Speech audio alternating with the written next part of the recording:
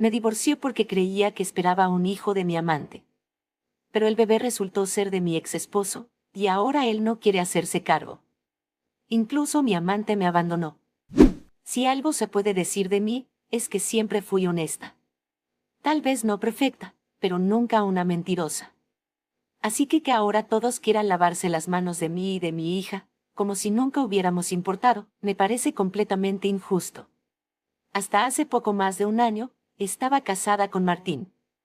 Estuvimos juntos por más de 5 años. Desde el inicio, compartimos una ilusión muy grande, tener hijos. Yo soñaba con ser madre desde joven, y cuando conocí a Martín, sentí que había encontrado al hombre ideal para criar una familia. Él también quería lo mismo. Era tierno, respetuoso, trabajador. Se llevaba de maravilla con los niños, y nunca tuve dudas de que sería un padre increíble. Al principio lo intentamos con entusiasmo. Cada mes era una nueva esperanza, una nueva posibilidad. Pero el tiempo pasó, y el embarazo no llegaba. Después de 1 año y medio, decidimos consultar con especialistas. Ambos nos hicimos todas las pruebas necesarias. Los médicos no encontraron nada alarmante, todo parecía estar en orden, tanto en él como en mí. Nos dijeron que teníamos que seguir intentando, que algunas parejas simplemente tardaban más. Fue tranquilizador al comienzo, pero también frustrante. Después de un par de años en esa situación, yo ya no estaba tranquila. Me sentía harta, frustrada, vacía. Empecé a mirar a mi alrededor y a sentir que el mundo avanzaba, mientras yo me quedaba estancada. Todas mis amigas empezaban a tener hijos. Y yo no. Martín seguía con fe, diciendo que todo llegaría a su tiempo, que teníamos que confiar. Pero yo ya no tenía paciencia. Empecé a cuestionarme si tal vez él no tenía la fuerza suficiente para embarazarme. Sabía que era injusto pensar así, pero no podía evitarlo. Esa idea se instaló en mi mente como una semilla tóxica. Y con el tiempo, empezó a envenenar la forma en la que lo trataba. Me desquitaba con él por cosas mínimas. Si llegaba tarde, si olvidaba comprar algo, si hacía alguna broma que no me causaba gracia. Yo explotaba, y luego me sentía horrible, pero no podía frenarlo. Martín no merecía ese trato, y aún así, seguía siendo paciente. Intentaba animarme, abrazarme, decirme que todo iba a estar bien. Pero esas palabras, en vez de consolarme, me hacían sentir más culpable. Fue en esa etapa en la que apareció Santiago. Era uno de mis compañeros de trabajo. Siempre había sido simpático conmigo, pero nunca había pasado de ahí. Sin embargo, cuando me vio más vulnerable, empezó a acercarse de otra manera. Comentarios sutiles, gestos de preocupación, halagos que me hacían sentir vista de nuevo. Y en un momento débil, cuando me sentía particularmente frustrada con todo lo que vivía en casa, pasó lo que no debía pasar, terminé acostándome con él. Lo que siguió después fue una mezcla de culpa, adrenalina y confusión. Me sentía como una basura por lo que había hecho, y eso me hacía tratar aún peor a Martín. Pero al mismo tiempo, la relación con Santiago empezó a tomar forma. Al vernos todos los días en la oficina, fue inevitable que el vínculo creciera. Nos veíamos escondidas, teníamos encuentros en lugares discretos. Incluso llegamos a hacerlo en el trabajo. Lo sabía que estaba mal, pero no podía detenerme. Por primera vez en años, me sentía viva, deseada. Todo lo que con Martín se había vuelto rutina, con Santiago era fuego. Entonces ocurrió lo inesperado. Un retraso en mi periodo me encendió todas las alarmas. Al principio pensé que era el estrés, eso ya me había pasado antes.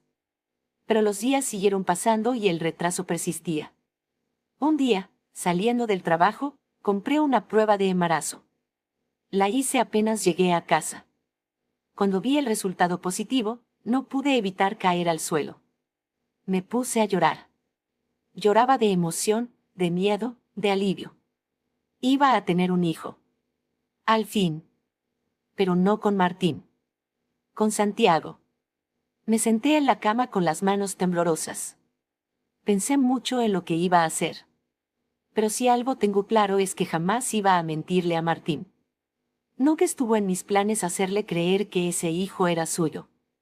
Yo no soy ese tipo de persona. Así que tomé mis medidas. Hablé primero con Santiago. Le conté todo, y aunque al principio quedó en shock, con el tiempo empezó a sonreír.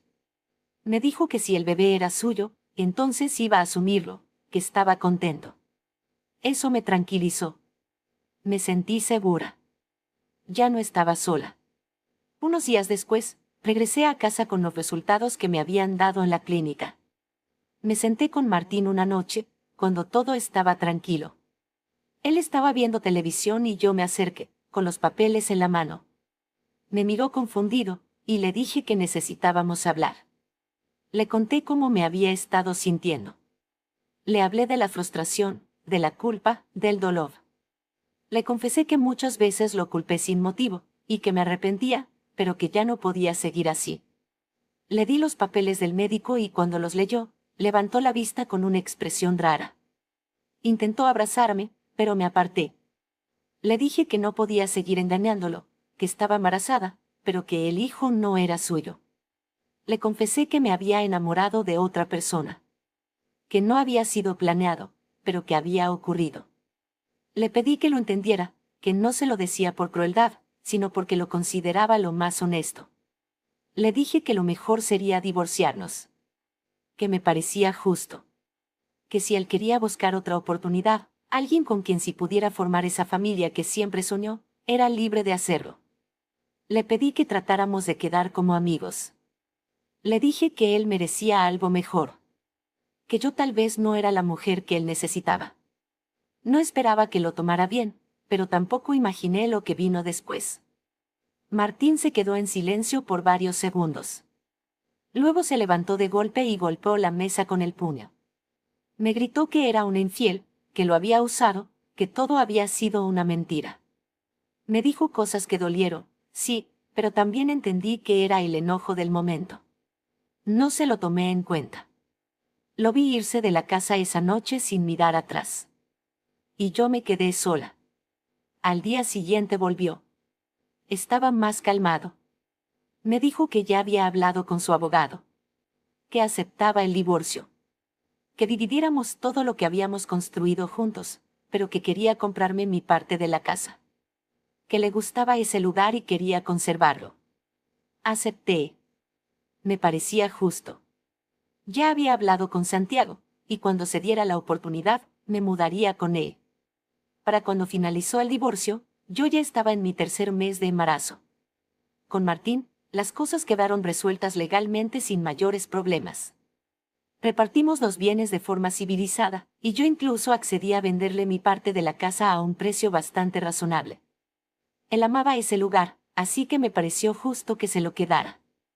Yo, por mi parte, empecé los preparativos para mudarme con Santiago.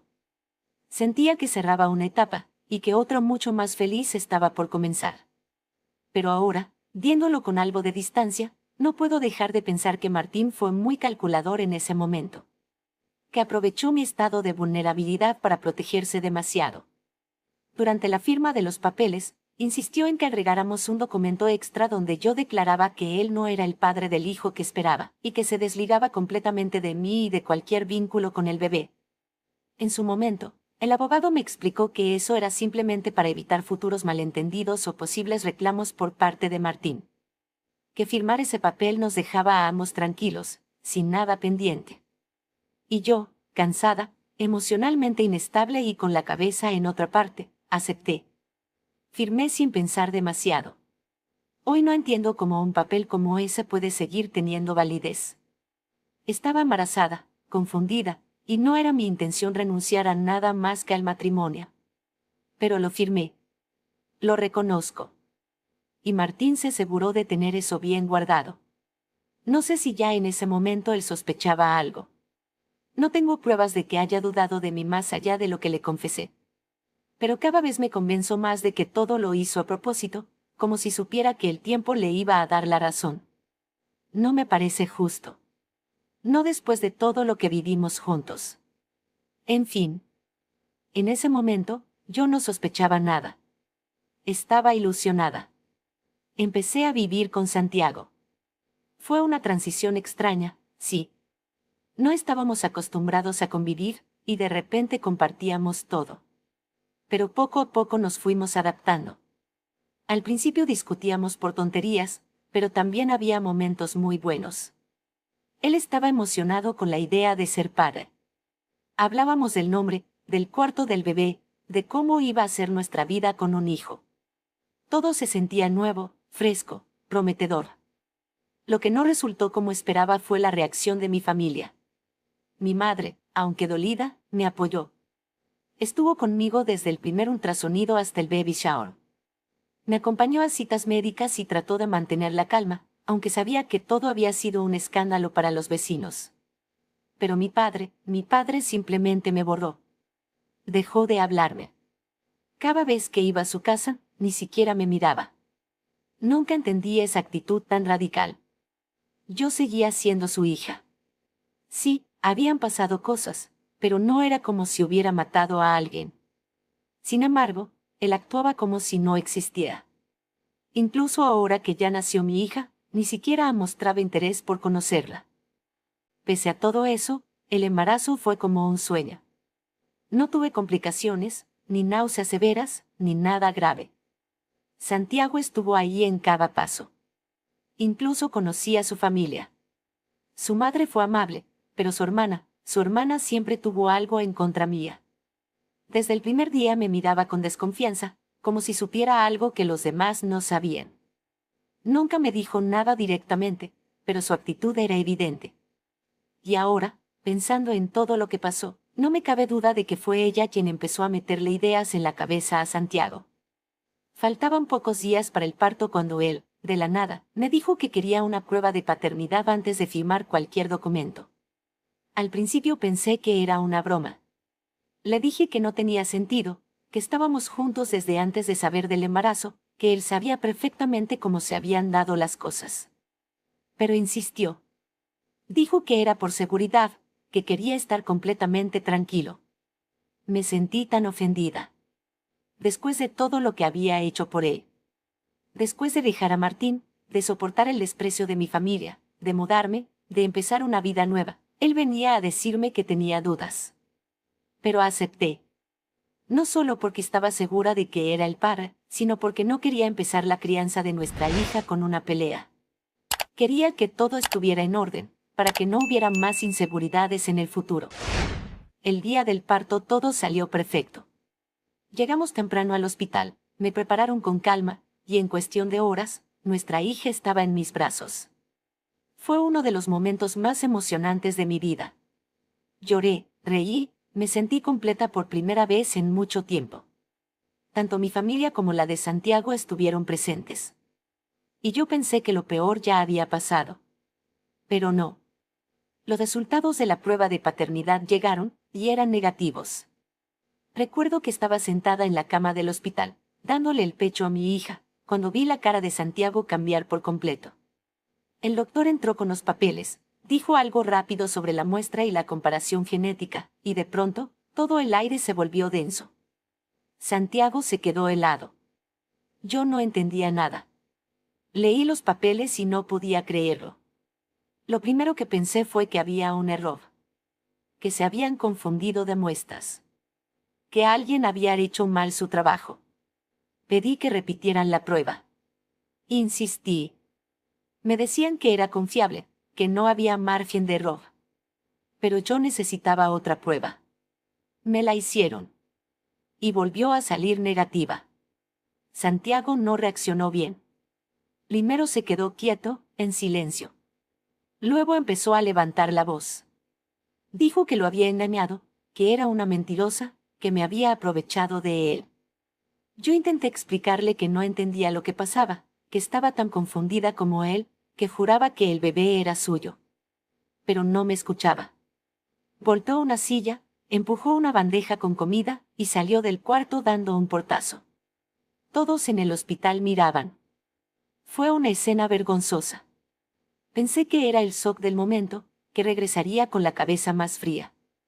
Y sí, volvió, pero no para quedarse. Entró al cuarto con una cara que no olvidaré nunca. Dejó una caja con mis cosas en el suelo, y dijo que no regresara a su casa. que no había más que hablar. Fue entonces cuando me cayó todo el peso de la verdad. Si no era de Santiago, entonces solo podía ser de Martín. El destino es cruel, eso lo aprendí esa noche. Después de años intentando tener un hijo con el hombre que amaba, lo logré, pero demasiado tarde. Ahora tenía en brazos a la hija que Martín y yo tanto deseamos, pero ya no estábamos juntos. Así que tenía que ir a ver a Martín.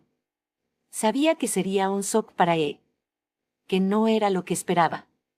Pero como yo había sido clara desde el principio, como nunca lo engañé ni lo hice pasar por padre de alguien que no era suyo, supuse que podría encontrar un punto medio.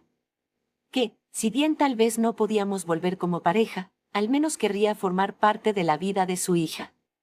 Nuestra hija. Pero cuando llegué con nuestra hija en brazos, a lo que alguna vez fue nuestra casa, la reacción de Martín fue algo que jamás hubiera imaginado. Toqué la puerta con nerviosismo, cargando a la bebé envuelta en su mantita rosa. Apenas abrió, vi en su rostro una frialdad que me paralizó. No me dejó entrar. Se quedó en el marco de la puerta, sin decir nada, mientras yo trataba de explicarle cómo había ocurrido todo. Le dije que había cometido un error, que nunca imaginé que Santiago no fuera el padre. Que en mis brazos estaba la hija que él tanto había deseado tener durante años. Incluso le ofrecí hacer una prueba de paternidad, por si tenía alguna duda. Le aseguré que yo estaba completamente convencida. Que sabía, sin ninguna duda, que esa bebé era suya. Martín no respondió. Me miraba con una expresión seria, dura, sin un atisbo de emoción. Ahí supe que las cosas no serían tan sencillas. No bastaría con mi palabra, ni con la presencia de nuestra hija. Así que me humillé. Lo hice por ella. Le rogué.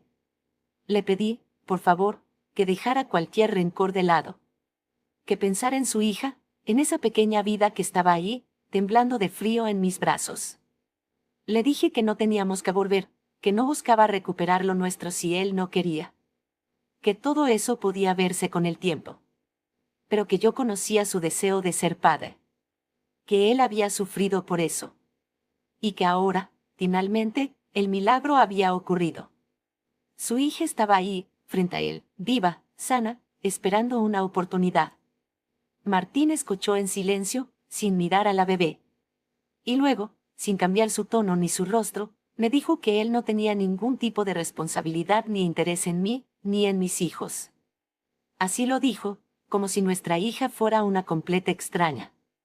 Sus palabras fueron como un golpe seco en el pecho. Después simplemente se metió a la casa y cerró la puerta sin más. Toqué, insistí, le hablé desde afuera, le supliqué que al menos mirara a la bebé. Pero no quiso abrir. Y como empezó a hacer frío, tuve que irme. Mi hija tenía la cara enrojecida del viento y no podía quedarme ahí, parada en la vereda como una tonta. Me fui con lágrimas en los ojos, pero aún pensaba que todo era una reacción en caliente. Que Martín necesitaba tiempo. Que lo entendería con los días. Pero me equivoqué. Unos días después fui a buscarlo a su oficina. Pensé que con el entorno más neutro y con la cabeza más fría, podríamos hablar mejor. Entré cargando a la niña y pedí verlo. Cuando salió y me vio, su rostro cambió. No de emoción, no de sorpresa, sino de molestia. Me dijo que no quería saber nada de mí, ni de lo que hubiera salido de mi vientre. Así, con esas palabras. Y que si volvía a acercarme, iba a pedir una orden de alejamiento. Que no estaba jugando. Que no le temblaría la mano. En ese momento me enfurecí. Me sentí traicionada, humillada. Yo había sido paciente. Le di su tiempo, su espacio. No lo obligué a nada. Pero si él quería hacer su numerito de víctima ofendida, entonces no iba a quedarme de brazos cruzados. Fui a ver a un abogado, le conté todo lo que había pasado y pedí que revisara el acuerdo que habíamos firmado. Pensé que por ser el padre biológico, podía solicitar una revisión o iniciar un reclamo. Pero no. El abogado fue claro. Me dijo que no había nada que hacer. Que el documento que habíamos firmado durante el divorcio lo desligaba completamente de cualquier responsabilidad. Que, legalmente, Martín no era el padre, y que aunque biológicamente pudiera hacerlo, sería extremadamente difícil revertir la situación. Especialmente teniendo en cuenta cómo se dieron las cosas, lo que yo misma afirmé, y el contexto del embarazo. Dijo que ningún juez iba a querer intervenir a favor mío, ni forzar a Martín a cumplir un rol que él había rechazado desde el inicio. Ese fue uno de los golpes más duros que he recibido. Me quedé en silencio en la oficina del abogado, tratando de procesar lo que me decía. Me pregunté si realmente había conocido alguna vez a Martín. Porque ese hombre al que yo admiré durante años, con quien compartí mi vida, jamás habría sido capaz de darle la espalda a su propia hija. Pero lo hizo. Y aunque me doliera aceptarlo, entendí que estaba sola. Intenté contactar también a Santiago. Pero poco después de mi parto, él dejó el trabajo. Me enteré por conocidos que se había ido a vivir a otra ciudad. No quería saber nada ni de mí ni de la bebé. Su madre, con quien tuve algún contacto por cortesía, me respondió con frialdad que las cosas se pagan y que lo mejor era que siguiera con mi vida. Yo no entiendo cómo pueden comportarse así. ¿No se supone que los hombres son los proveedores? ¿Qué tienen que proteger y hacerse cargo? Esas son las cosas que siempre dicen. Que ellos son fuertes, responsables, que están hechos para liderar y dar sustento. Pero cuando llega la hora de demostrarlo, desaparecen. Martín, que se decía tan dispuesto a ser padre, me da la espalda cuando tiene la oportunidad real. Santiago, que me juró amor y me hizo creer que todo valía la pena, también huye. Ahora ninguno de los dos quiere hacerse cargo. Ni Santiago, que por su culpa se destruyó mi matrimonio. Ni Martín, que es el verdadero padre y no quiere ni mirar a su hija. Yo no estoy pidiendo nada para mí, sino para mi hija, que no tiene la culpa de nada de lo que ha ocurrido. Me parece injusto que, por las inseguridades de ellos, ella tenga que crecer sin padre.